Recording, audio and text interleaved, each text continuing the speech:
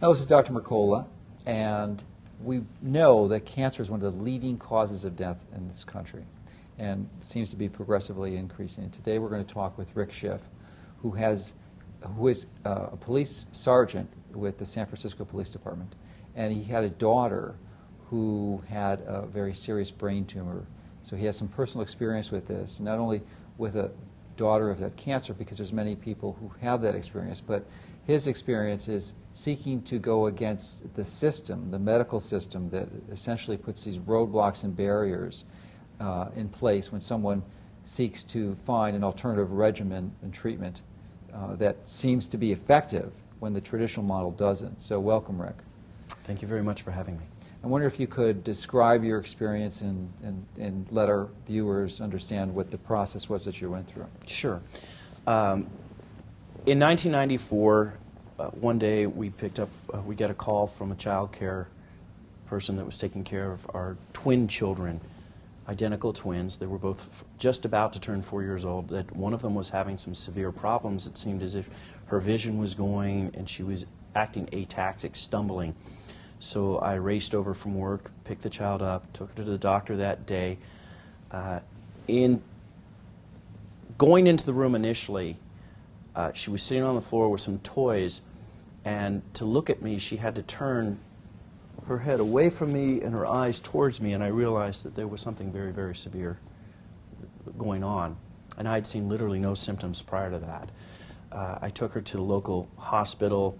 They did an x-ray, and I was in with my daughter in the x-ray room looking at them as the scans came up in front of them, and I could see the nurse put her hands over her face, and the staff oncologist came down. They said that my daughter had a very, very severe brain tumor, and did I feel, was I okay enough to drive her to the nearby city of San Francisco to UCSF, the local brain tumor specialist. And I agreed that I was. He asked me to safely race over there as fast as I could. I did. We got further MRIs. And what happened the first day is that they verified that there was a very large nodule, brain tumor growing in the left ventricle of her brain, which was causing the neurological side effects that we were seeing. And every subsequent day after that, the information just got worse and worse. The first thing was, well, thank God it hasn't spread through her spine. And then the next day, well, the radiologists have reviewed the films, and it's spread completely through her spine and her brain. It was, in fact, about as bad as it could possibly get. And the prognosis of this particular tumor is that it would spread rapidly, within weeks, kill her. So not only were we in the position of having a critically ill child, but time was going to be more of a factor than it normally is for most types of cancer. So what did you do at that point? We consulted with the oncologist, and my hindsight is much different than my vision at that time, but what I believe to be doctors whose specialty was in treating cancer, and they gave us various scenarios. Ultimately, what they were telling us, if you listen to their words, although it wasn't quite so blunt, was that our child was going to die. They were talking about ways to extend her life using different modalities, chemotherapy, radiation, surgery, and that in the hopes of a magical cure coming along if we extend her life next few weeks. soon enough. Yeah, and that is a common presentation to patients. Particularly with children like that, but to any patient. We did have the brain surgery done immediately, and that was fantastic. Neurological dysfunction, for the most part, went away. There was immediate release They of the removed the pressure. mass that was putting the pressure. They that did. was They causing resected. neurological dysfunction. I'm sorry, they resected the nodule. But of course, this had spread like maple syrup everywhere, so that it was going to grow out literally in a matter of weeks, and we'd be right back to where we were. In the end, Dr. Mike Prados, Dr. Bill Wara, convinced us that what we would do is an aggressive regimen of chemotherapy and radiation simultaneously. Now, what happens with chemotherapy is you get a group of side effects, and you get a group of side effects with radiation. When you do them together, you not only get the first and second group, but now you get a third combination. And they did explain that to us to some degree. they wanted us to go through the treatment. They were encouraging us to go through the treatment, not so much to save our child's life. They were fairly clear on that, although the apple was to extend her life. But because it was an extremely rare tumor they had never treated before, and they wanted to see what would happen with their modalities. And I did understand that. We progressed through their treatment. She started the treatment on her first birthday, her fourth birthday. And after 6 months, we had finished all the chemo and radiation that you could possibly have given her. So she had lived considerably beyond the few weeks they had projected. Well, and that is true. Although the cancer was coming back in 6 months, and her hair was burnt so badly that it never grew back. I mean, she literally, for want of a better description, looked like Gollum in The Hobbit. Mm-hmm. She was a fried, wretched little child, emaciated, unable to process nutrients, had shingles, had suffered immeasurably. We had rubber gloves to change her diaper because her urine was so toxic from the chemotherapy.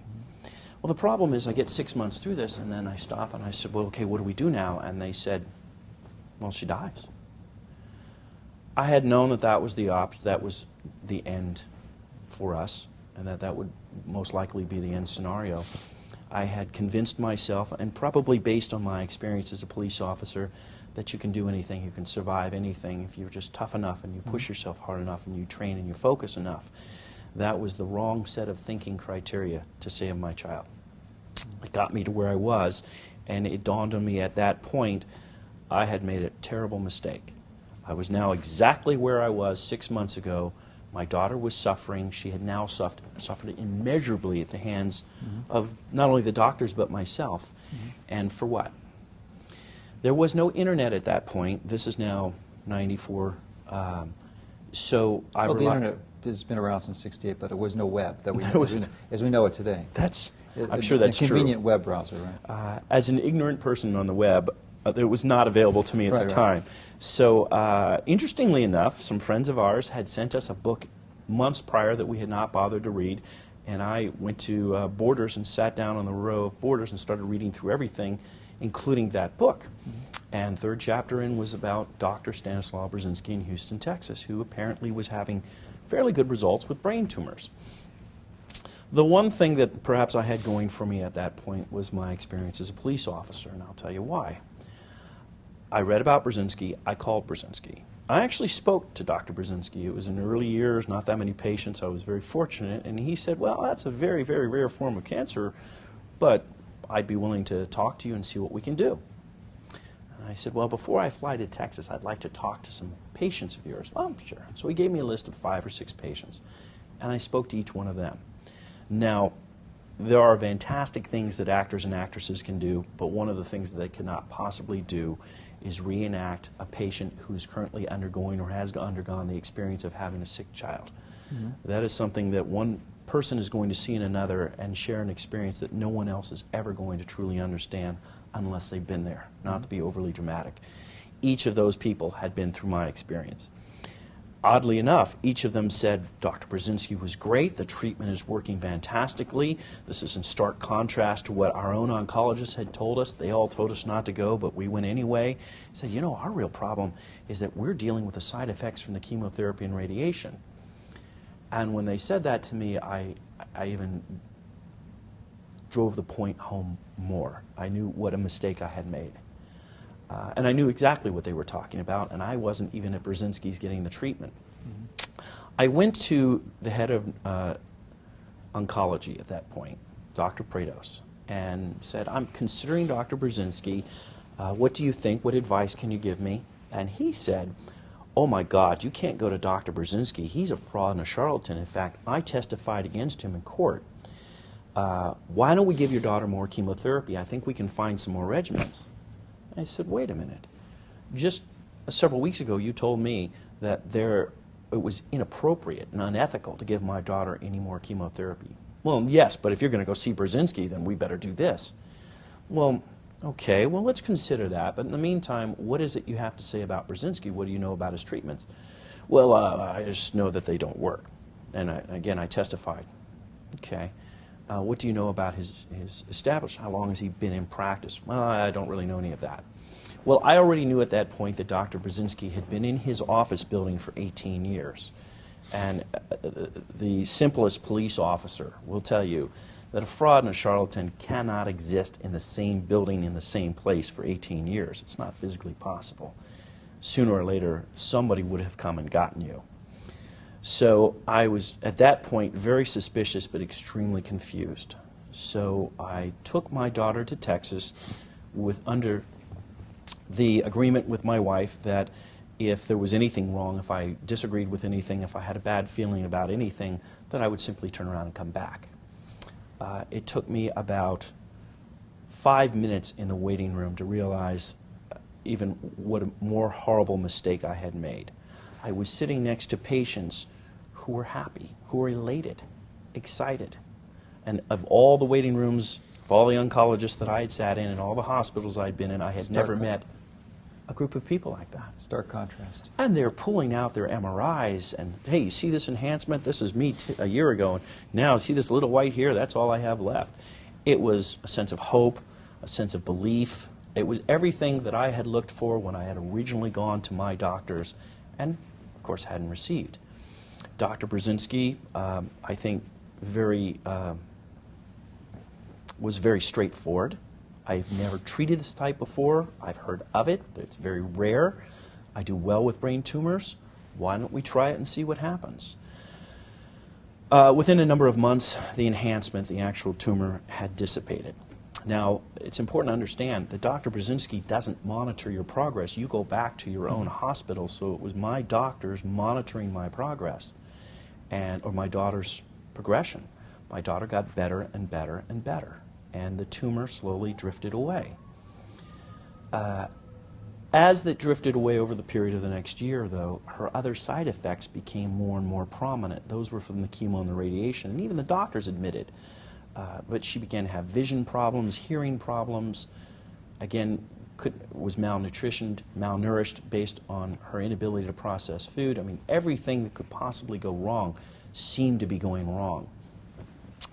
At the same time, as she progressed and got better, the neurosurgeons who followed the surgery and so forth, they seemed very curious and optimistic, but the oncologists got further and more distant from us, and more inexplicably just plain rude, just unpleasant.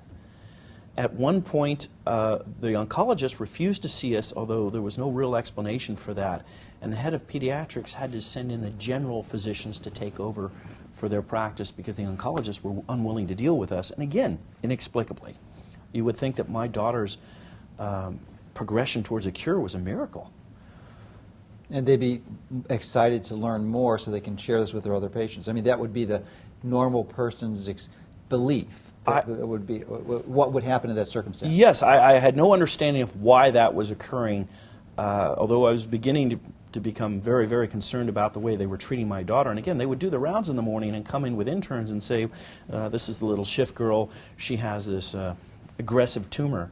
And we'd say, well, no, you just got the last MRI, so the tumor's not here anymore. We're here because right now she's having a problem with shingles or with a neurological problem as a result of the, and they didn't want to hear that. So, as a result of complications of the chemo or the radiation. Yeah, I mean, who wants to see their failures, is what I see in hindsight. So the story progresses to my daughter starts having profound side effects. We take her off Brzezinski's medicine, assuming that she's well. The tumor reappears immediately. Within 9 weeks, well, within a few weeks, it was widespread in her brain, and the MRI looked like a hurricane weather chart of her brain. I'm sorry. Why did you take her off the medicine? We were having problems with maintaining little Chrissy and dealing with the problems that resulted from the chemo and the radiation, their neurological side effects. Brzezinski's medicine was being infused based on fluid, and it's quite a bit of fluid. Okay. Now, for the normal human being or the normal body, it's insignificant. But for a child who was undergoing the problems that Chrissy was undergoing, it was interfering with our ability to treat her for that. And Brzezinski concurred that at that point, the child seemed to be literally cured. We'd gone almost a year cancer-free. Okay. Unfortunately, again, it was a very poorly understood tumor. It came back within weeks. We put her back on the medicine, against the advice of our doctors who insisted that it had failed and she now needed to go on toxic chemotherapy, knowing that that would kill her almost immediately. And I'm trying to remember, I think it was Temodol that had just been approved, tamoxifen or Temodol, and oh, you've got to try this. Well, is it toxic? What's it going to do? You saw Brzezinski's non-toxic treatment cure it. Why wouldn't we go back on? Well, our standard of principle is once a treatment has failed, we never do it again. It made no sense. It was just disjunctive thinking. We put her back on Brzezinski's treatment within 9 weeks, and I only say within 9 weeks. It could have been overnight, but within 9 weeks, the tumor dissipated completely again because we took the MRI 9 weeks later. From then on, oncologists in the department would not talk to us at all, and it was a steady progression of Chrissy's neurological dysfunction to the point where she died. We did an MRI. Which were a result of the complications of the chemo and the radiation. Well, how do you ever know that? Because commonly... Well, Dr. Brzezinski's treatment doesn't cause that. Well, commonly, yeah. And I had a lot of difficulty with them, and there was a great scene between us and them refusing to allow them to take my daughter's body. I took my daughter to the morgue and wouldn't hand it over to them. But a number of doctors at UCSF, to their credit, were very curious about what had actually happened. And I do credit them for that. I'm not implicating all the doctors at UCSF as being criminals or horrible people. Some certainly were, without question. Others were fantastic, compassionate people. And those people really wanted to know. So we brought the daughter back and brought Chrissy back, and they did an autopsy. The autopsy showed that she died absolutely cancer-free with no sign of cancer, and both the oncologists and the radio-oncologists were there. We were looking through optics at slides of my daughter's brain, and they all confirmed that the damage that they saw was a result of the chemotherapy and radiation. So we know that she died cancer-free, the only child of that diagnosis that's ever been cancer-free, and we know what killed her. You would think at that point that UCSF would say, we have to get on board with this. We have to refer patients. But it was quite the contrary. I talked to other patients who were going to UCSF who were specifically not told anything about me or Brzezinski, or other people who had been on a ward who were asking questions and were told Brzezinski was still a fraud and a charlatan, even though UCSF had just documented that cure. Within a few weeks of that, and still obviously traumatically affected by the death of my daughter, I received a call from a doctor, and I'm not sure if you want me to use his name, but a doctor out of LA, who was at Brzezinski's clinic and was doing research on the efficacy of Brzezinski's medicine. And then, frankly, the doctor was extremely rude to my way of thinking. He asked me basically what kind of idiot I was. And I was thinking that that was probably not a very appropriate thing to say to me at the time. The more he talked, though, the more I began to realize that what he was looking at were 9 best case studies that had been given to the NIH, National Institute of Health. And 2 of those people were UCSF patients. So what I came to find out was that UCSF, and particularly Dr. Prados, had had 2 patients that had been cured by Brzezinski that Prados had monitored and actually had documented the cure. The reference to testifying that Prados had made was in fact a deposition where Prados, and I pulled the deposition, testified that the treatment, Dr. Brzezinski's treatment, had worked on those 2 patients. So across the board, So I was lied to. lied to, yeah. Well, that ended in me suing UCSF and unfortunately doing a disservice to every citizen of California. The appellate court ruled not that Dr. Brzezinski's medicine didn't work, not that UCSF wasn't wrong, not that they didn't literally murder my child, but that a doctor in the state of California has no obligation to tell you about a treatment outside of the state of California. And unfortunately, that's the case law that I've left the residents of California. So it's a long-winded explanation to my story.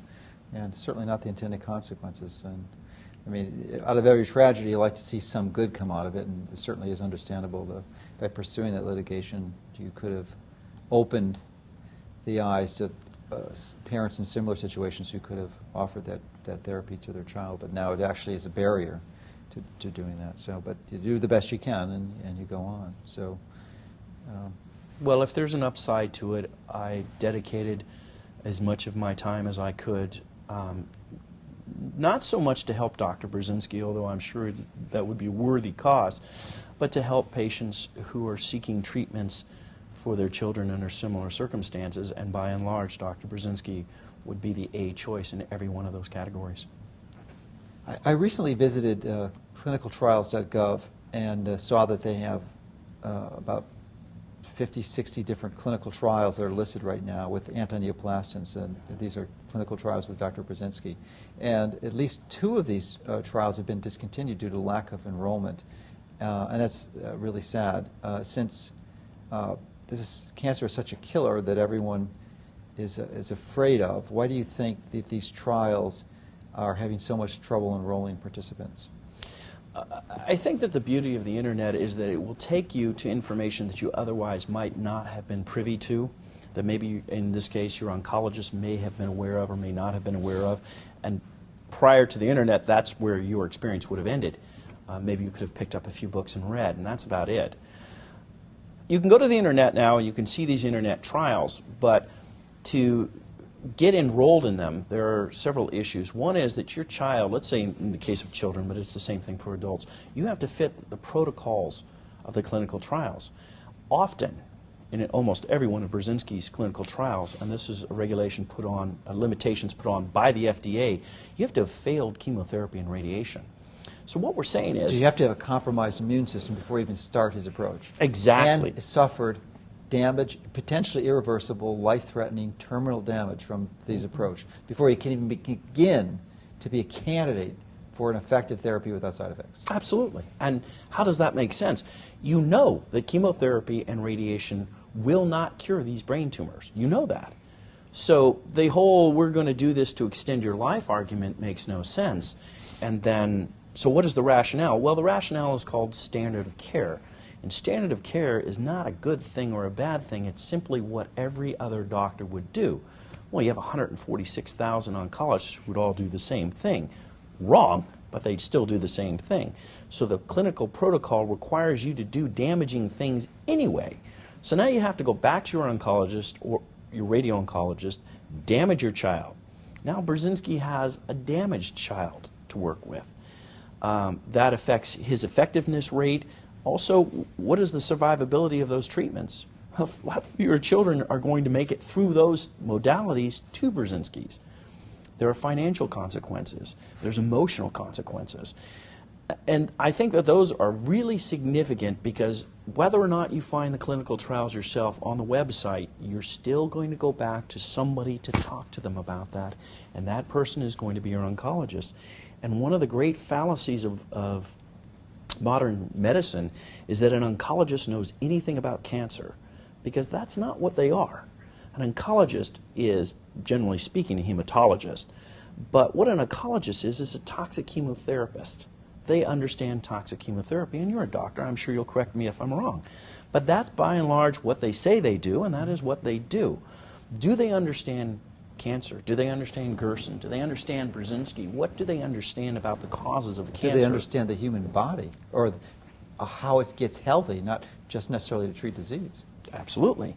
So I went to UCSF under the belief that I was going to talk to a cancer specialist, and that's not what I got. What I got was a specialist in surgery who did a magnificent job at what he was supposed to do, a specialist in oncology who did only what they knew, not what was in the best interest of my child, and a radio-oncologist who not only lied to us and did nothing to benefit my daughter, but ultimately specifically killed my daughter. He gave my daughter a lethal dosage of radiation. There was no child that was going to survive 6,000 rads of whole brain radiation, particularly in simultaneous conjunction with chemotherapy. From his perspective, the child was going to die. I'd never know the long-term effects. He wasn't expecting me to cure my child. But that's not what I went to the oncologist for. Well, so you're going to go look at this website, you're going to see this treatment, and you're going to come back and you're going to talk to somebody who knows absolutely nothing about it, but who has a financial vested interest and you're receiving their treatments. I think the combination of those two really keeps the number of patients that go to Dr. Brzezinski down, or the number of patients that enroll in any clinical trial that aren't advocated for by these oncologists. Yes, and certainly you don't want to give the impression that Dr. Brzezinski is the only alternative cancer specialist out there. There are many. Yeah. But so if we can sort of extend Dr. Brzezinski to the other physicians who've had similar good results, although his results are particularly impressive in children with brain cancers. I mean, they're phenomenal. Of course, and my experience has been children brain tumors, but I'm keenly aware of a number of other Sure. clinicians who are practicing, which strangely enough are called alternative medicine, but are receiving fantastic results in the face of what's considered conventional medicine, which is receiving nothing but negative results, absolutely no positive results at all. So, you know, it is clearly a tragedy that you and your family had to go through this process. And to compound that tragedy, you basically invested time, effort, energy, and significant resources to seek to provide a legal remedy to make sure this didn't happen again. It actually made it worse. So in light of that as a history, I'm wondering if you could comment to those who are viewing this as to what you would do differently with respect to, or what they could do if they were in your shoes today. They've just uncovered, learned that their child has a diagnosis of cancer, or they themselves have a cancer. What are the recommendations you would give, and what process would you recommend that they follow so that they can make a choice as to which approach they would like to go with? And if there's any recommendations you have on how to circumvent this legislation or bypass any of these stipulations that the FDA has imposed on physicians like Dr. Brzezinski. Wow, I'm not sure where to start. Those are all great questions, and they're probably each an hour in themselves, so I'll try and summarize. When somebody calls me and says my child has, for instance, a brain tumor, and we're looking at Dr. Brzezinski, the first thing I say is, in all fairness, Dr. Brzezinski may not be your best choice. He may not be your only choice, and in fact, the FDA may not make him an option to you at all, even if he is your best choice. So what you need to do, from my experience, is start with yourselves. You need to understand that no one has a greater interest in the welfare of your child than you do. And you need to understand that you can't let anyone, you can't abdicate your authority over your child. You can't abdicate your responsibility, that the only people driving the bus need you and your family. So you need to get together with your wife, ex-wife, your support environment, your religious leaders, your church. You need to get as supportive a group around yourself as you possibly can, because you're suffering from flight or fight. 10,000 years ago, when the saber-toothed tiger hopped up, you said, get up that tree as fast as I can. You didn't stop to think about rationalizing your life with the saber-toothed tiger. In this case, you're being hit by an overwhelming array of fears and anxiety and feelings for which you are very likely not trained to deal with. How do you deal with that? Well, sometimes in my case, I dealt with it very poorly. I made bad decisions that resulted in very bad things happening to my daughter, and that's because I didn't rely on the people around me to say, hey, wait, Rick, think about what you're doing. Does that make sense? If the treatment is ineffective now, then what is she going to be like in 6 months? How much more compromised is her immune system going to be? Well, I think So role play it forward. Allow people the opportunity to tell you what you might be doing wrong. Listen to the people around you. Understand that you may not be using the best judgment because of where you're at. And then understand that no one is going to be more vested in the interest of your child or the welfare of your child than you. And no one is going to, in the end, suffer the consequences more than you and your child. Now, I say child, but this would be true of any loved person. I think you could just extrapolate to that. And then you're going to start running into obstacles. What if you can't afford it? Then do fundraisers. I have no problem explaining to people the number of people, given situations where people have done fundraisers. There are a lot of very altruistic people out there who will help you if you ask for it. but the number one concern is what is the best modality, the best treatment for your child. So listen to an oncologist, listen to what they're saying, and look at it as for what it is. It is a singular modality. It may or may not be the best interest of your child. For instance, there is upwards of a 90% cure rate for childhood leukemia. If my own child got leukemia, I would very likely take her to an oncologist. I would be very selective about who the oncologist was. I'd be very selective about the protocols that we used. I would check the case studies very carefully, but I might very well use toxic chemotherapy. But I would also come to someone like you and say, okay, what can I do to mitigate the side effects of this, and what else, assuming that I've eliminated all the other modalities, what can I do to get my child through this in as complete and as safe a manner as possible?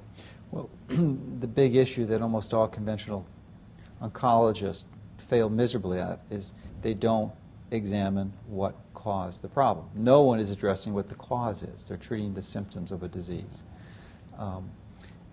which is really tragic. But one thing they are good at, and I'd like to emphasize, is, and what really most of traditional medicine is phenomenal at, is diagnosis.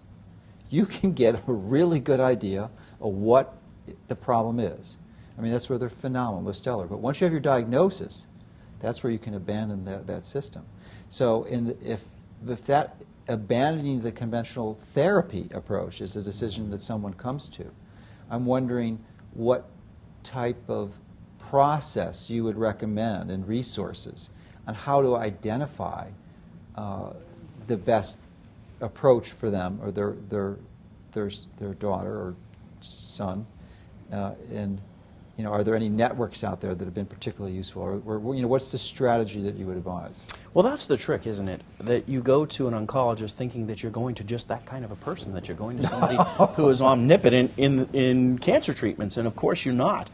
There was People Against Cancer, and I don't mean to advocate for any particular groups, but I know that the individual who ran People Against Cancer, essentially you sent him your pathology reports, and then he sent you everybody that had done anything with that kind of cancer, and kind of gave you a hierarchy of who you might want to talk to first as an unbiased ombudsman. What I would like to see the medical profession do is develop a specialty doctor who is not in the hands of the pharmaceuticals, who's not in the hands of neurosurgery, who's not in the hands of radio-oncology. Listen, those 3-foot walls surrounding those gamma knife machines are amortized for 30 years. There's a lot of money in that radiation equipment, so don't kid yourself. There's a reason why they get people into them, even though they know that those particular treatments are most likely not effective, or definitely not effective. To have a specialty doctor that you can go to who is solely interested in matching you up with the best treatments available is ideal, to my way of thinking. How that comes about, I have no idea. In the meantime, it's pretty much every man for himself, which is just a horrible situation to put people in who are now shocked by the illness of a loved one. It's completely unreasonable. So you bring up a very interesting paradox for which I don't have an answer, other than I think that it's incredibly irresponsible of the medical profession to not have some specialty in line. And I'm not talking about the social worker who meets you when Sure. you're coming in. Yeah, there are a number of people who obviously have gone through cancer and survived, or passed, or it's someone, close relative of theirs who passed away, and are motivated to address this issue. So there's a number of people who have written some fairly recent and useful books on this topic that do have a variety of resources. I was just curious as to if you had any particular favorites, but probably a useful strategy would be to find these books out. And books are, if they address a topic that you have an interest in, are a phenomenally valuable way to obtain information for virtually free. I mean, for $10 you can get something that might have taken people years to compile and put together, and you can read it in a matter of hours and have all that information. Oh, absolutely. Again, I caution people, my experience with other patients, and maybe 1,000 other patients, is that the time that it's most difficult to read about what would be the best modality for your child is under the circumstances that you're immediately under, and especially if you're being told, and in some cases not truthfully, In our case, I think that it was real, but you're being told that time constraint is everything, that you have no time. You must immediately go into treatment. That is the wrong time to have to pick up a book and make a choice. But with the advent of the internet... But it's a resource that can help identify other resources for you. Sure. So people who have that understanding and knowledge that can go in there rapidly and sort of serve as the surrogate idealized clinician that you recognize doesn't exist yet in the traditional model. Oh, absolutely. I'm sorry.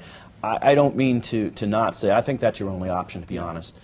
Reading internet, that's the position you're in, and I'm just saying that I think it's very unfortunate that that's true.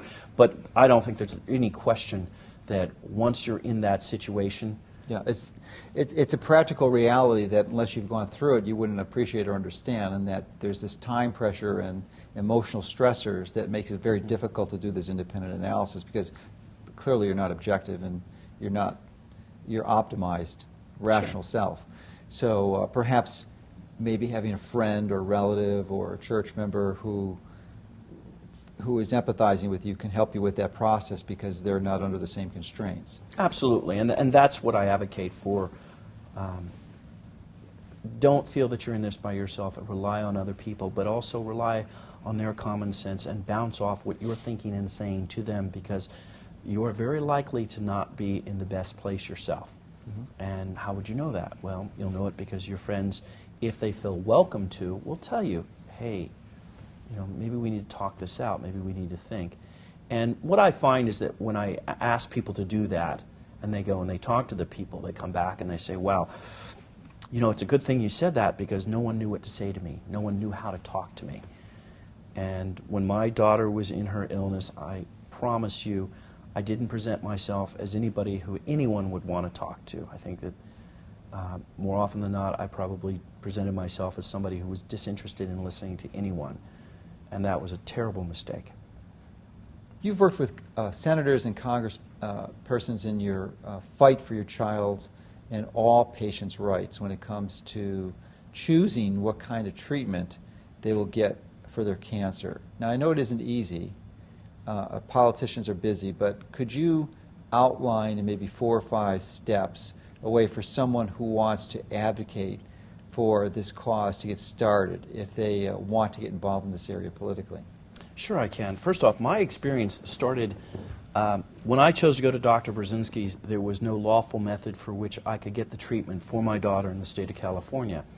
So I went to my congresswoman, Nancy Pelosi, and I went to my senator, Dianne Feinstein, and the two of them pulled together and got me what was called a compassionate IND, investigational new drug use permit, which allowed me to be the only lawful person bringing this into the state of California at the time.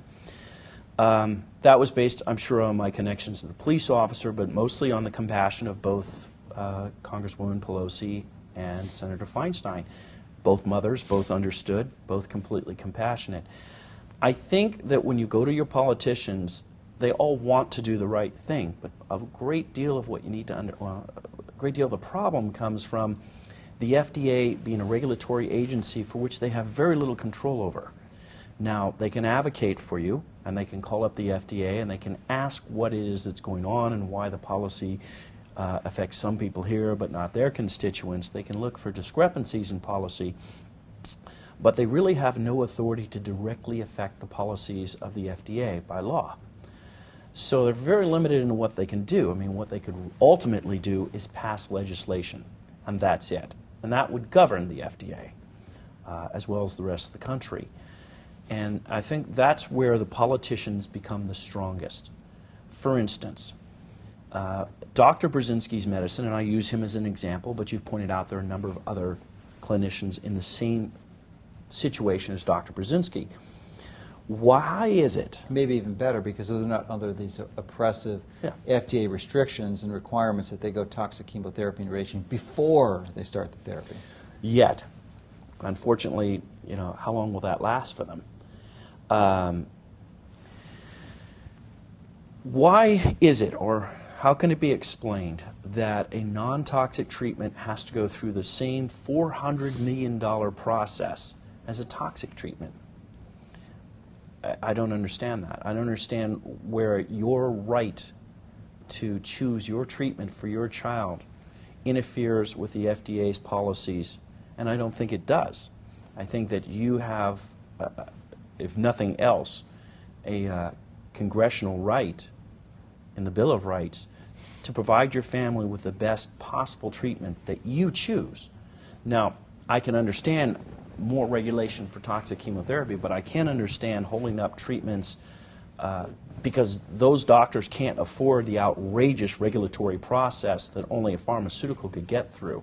And I think that that's where our legislators have their strongest chance, is to create legislation that allows doctors like Dr. Brzezinski and the others who have non-toxic treatments to provide that treatment to you at a cost that's affordable and in a way that is appropriate for your diagnosis. Again, as we point out, why would you take non-toxic radiation or toxic radiation or chemotherapy when it's not curable and most likely going to hurt you more than damage you, when there was clearly a better choice? And it's because the FDA is a regulatory agency and not interested in you as an individual or interested in your child's as a cure, but they're looking at sort of a big mushroom picture. And you obscure in that picture. The wellness of your child, the best interest of your child, obscures in their vision. Now, we also interviewed another parent of a patient who had seen Dr. Brzezinski, Jim Navarro. You probably are familiar with him. He had a bit of a different experience than you in some ways, in that he actually found Dr. Brzezinski when he could have made a significant impact and probably would have saved his child's life. But he was prevented, actively prevented from seeing him by the FDA and put barriers in front of him for about 18 months or so, which ultimately led to the premature demise of his child. But what is most extraordinary to me is that the Child and Protective Services intervened and threatened to take not only his child with cancer, but the rest of his children if he refused to undergo toxic chemotherapy and radiation. And I'm wondering why, and apparently this is a common experience for many parents, and I'm sure you've heard it, and I'm wondering why you think you weren't exposed to this. I mean, you pretty much were given free rein. Is it because you were with the police department, or what do you have any thoughts on that? Well, first off, I think I'm the person that referred Jim Navarro and his child to Brzezinski, okay. and I was there. Okay. And I was there pretty much, and certainly didn't suffer the way Jim suffered, but I was there for him and supported him through the process. And I don't think that any of us did nearly what we could have or should have done. To answer your question, because I'm a police officer, not that I got any special treatment, but I understood the process. I understood, first off, I did take the conventional treatment, and the doctor's prognosis was death, take her home and let her die. Right. So had I not done that, then I would have likely been in the same position as Jim Navarro was with his child, which was outrageous, a horrible situation. But then I did go to my senator and my congressperson, and I got the compassionate IND, which then made the transportation of the medicine to California lawful. I did that, again, probably because I'm a police officer and a little bit more knowledgeable about the process, and also more concerned about scrutiny. There are plenty of people who were able to get the treatment who maybe it was arguable or a gray area. It was gray enough for me that I wanted to make sure that I was on strong legal ground doing it. I didn't want to be in the middle of the treatment and have it interrupted, as the government is inclined to do. And I don't mean to vilify bureaucracy and government at large. We live by our government, but we are also responsible for changing those aspects of our government which are not in the best interest of the citizens of the United States. And I think the FDA at this point, given its mission statement and what it does, puts parents in the position of not being able to get the best treatment for their children inexplicably. And the answer from the FDA just becomes that old, well, it's in the best interest of everyone. Mm-hmm. Well, the best interest of everyone is the best interest of the individual. So it's an argument without substance. So it's very clear you have some very strong feelings about the FDA's role in keeping people sick rather than helping them get any and stay healthy or well. Now I know that many people have been pressuring Congress to rein in the FDA and to place oversight on what they do there. But instead, so for all that's happened is that Congress keeps giving the FDA an increase in their budget, supposedly because the FDA officials claim they can do better with more money. If you could get single-handedly change the FDA, what would you do, and how would you do it? And do you think it would take more money to achieve this, whichever process you chose? No, actually, I believe that the FDA is overstepping its bounds. And by that, I think that it's trying to regulate and do more than is necessary for it to do. We have a free market economy. We have very well-educated Americans, regardless of what we think about our current educational process, relative to the rest of the world, we're fairly well-educated. We can make good decisions. We're adults. And we can't have a federal agency, any federal agency, making every decision for us. That takes away our autonomy, it takes away who and what we are, and it also takes away our fundamental rights. Were I in charge of the FDA, you wouldn't recognize it the next day. It wouldn't be less. It wouldn't be less effective. In fact, it would probably be more effective, but it would be concentrated on those things that are goal-oriented, that it can affect. Because I think ultimately the FDA has no faith in itself. I think ultimately the FDA is afraid of what it can't do, what it can't regulate, because it is a regulatory agency. It's afraid of what gets through the bottleneck. And what you do if you're a bureaucracy and you're afraid of what's going to slip through your bottleneck is you choke the bottleneck even more and you don't let anything through. That's not what their job is. That's not what they should be chartered to do, and that's not how it should be implemented. But as long as you have the people who have that vision running the FDA, that's the way it'll continue. So, you know, in a dream, what would we do? We would replace the hierarchy of the FDA with people who see their goal as fundamentally assisting American citizens in being healthier, in receiving the best treatments they can, in receiving the best products they can. Now, there's a constant fight, organic versus inorganic, pharmaceuticals versus non-pharmaceutical, and I appreciate that. I appreciate that the answers aren't all easy, and they do need to be addressed to some degree by the FDA.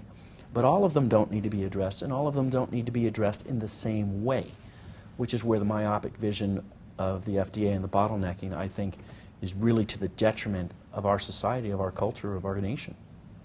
Well, it seems also that it's very clear that there's some highly dedicated and committed people that work within the FDA. They're not all evil, essentially, for lack of a better word.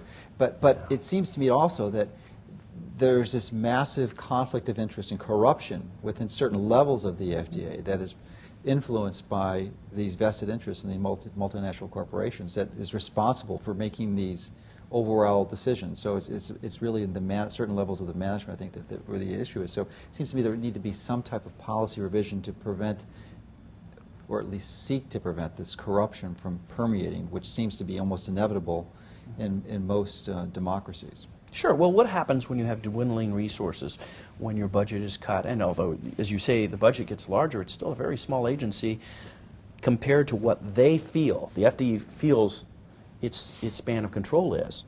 And I think that's how they wind up getting into bed with pharmaceuticals and having pharmaceuticals fund their programs and essentially become controlling agents of the FDA, because the money is dwindling and some bright person said, hey, I have an idea, let's do this.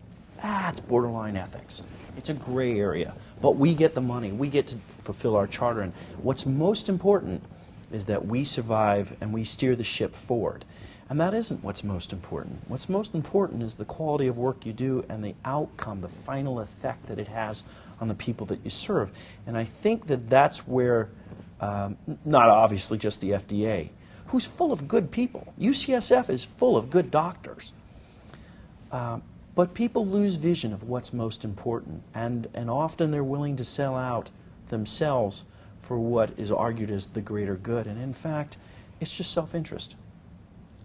So you've done many interviews over the past few years. Is there anything that you would wish someone would have asked you but hasn't? Is there anything that you'd like to say that you just haven't had a chance to say up until this point? I think what's most frustrating about being me is that my daughter died in 1996 at the age of 6.5 with an identical twin sister who will never be the same, who was traumatically affected, with brothers and sisters, mother and father who will never be the same, with people who worked very hard to try and save her, whose lives were affected, and for what? Using Dr. Brzezinski again as an example, it's now 2011 going on 2012, and what have I accomplished? There are still children whose parents who have children who should be going to, as an example, Dr. Brzezinski. That should be the very first modality, the non-toxic, most effective treatment. He has FDA clinical trials for brainstem glioma that are greater, have shown better results than all clinical studies for brainstem glioma put together anywhere in the world. And yet, a parent can't just pick up the phone or fly on an airplane to Houston and get the treatment. They have to cross hurdles, and as they cross those hurdles, they get more and more dissuaded from going forward, and eventually, as you pointed out, in many cases, they just get simply told, no, I'm sorry, the government won't allow you to have this curative agent. I must have failed somewhere. If I've been doing this since 1996, and we are still in that position now in 2012, then I haven't done enough. And I haven't done enough, then the rest of us haven't done enough. And we need to find something, some way, somebody, somehow, some process to make a change. Maybe that's our legislation. Maybe that's a famous advocate who's willing to come forward, as they did maybe for HIV, and say, hey, enough of this. Maybe we need to put together walks and marches and start some sort of I'd say anti-government, but some sort of movement to allow people to be able to get the medicines, the treatments, even the healthcare products that they feel they need. So, I'm a big fan of Thomas Watson Sr., who was the developer of IBM, or one of the founders of IBM.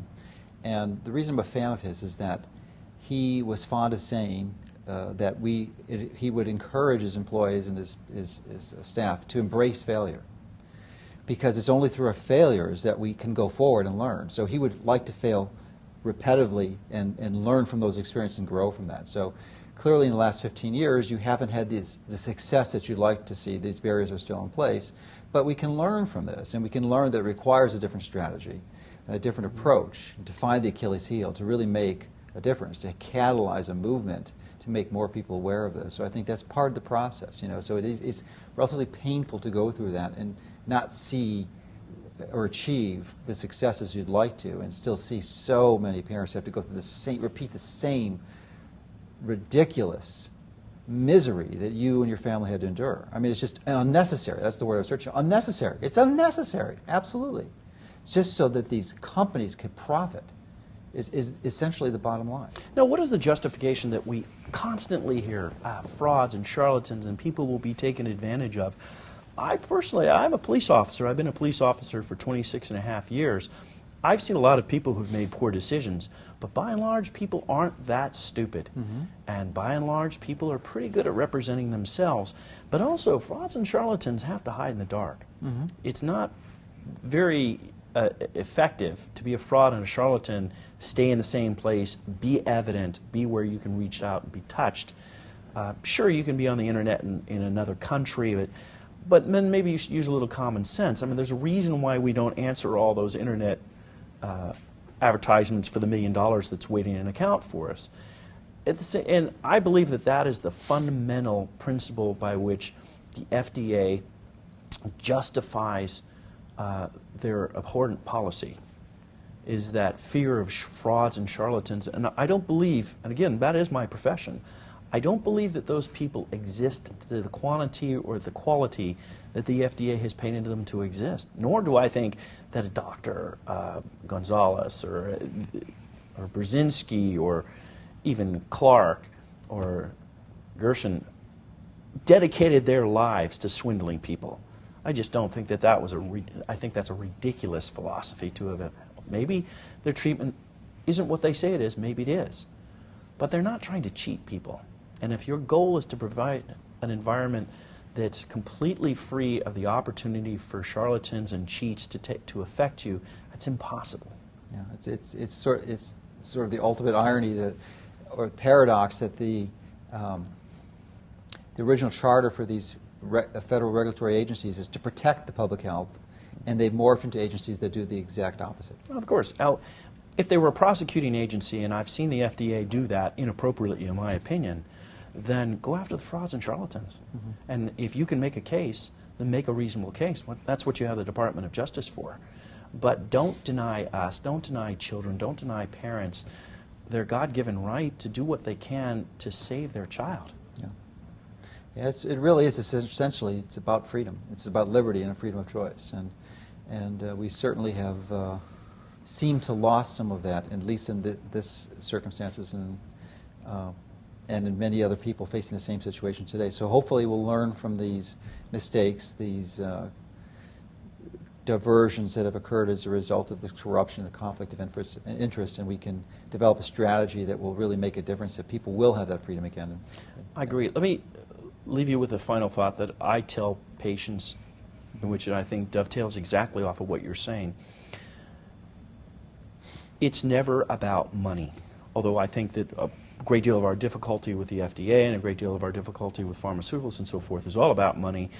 When it comes to what's in the best interest of your child, what modality would best be the most efficacious, I think that's probably not the word, but you cannot measure efficacy based on money. Either a modality works or it doesn't work. It doesn't matter how much it costs or doesn't cost. So when you're looking at treatments, don't look at the expense. Look at what's in the best interest of your child and move forward. And I'm afraid that, and I believe I took this from you, far too often for these government agencies, it is about money. And for the pharmaceuticals, it is about money. And I have some sympathy. They are businesses. They are run like businesses. But they cannot be the guardians of our public morale. That cannot be left to them. That is our politicians' responsibility. Well, thank you for sharing your wisdom and experience, and I'm sure it'll be helpful for many. I hope so.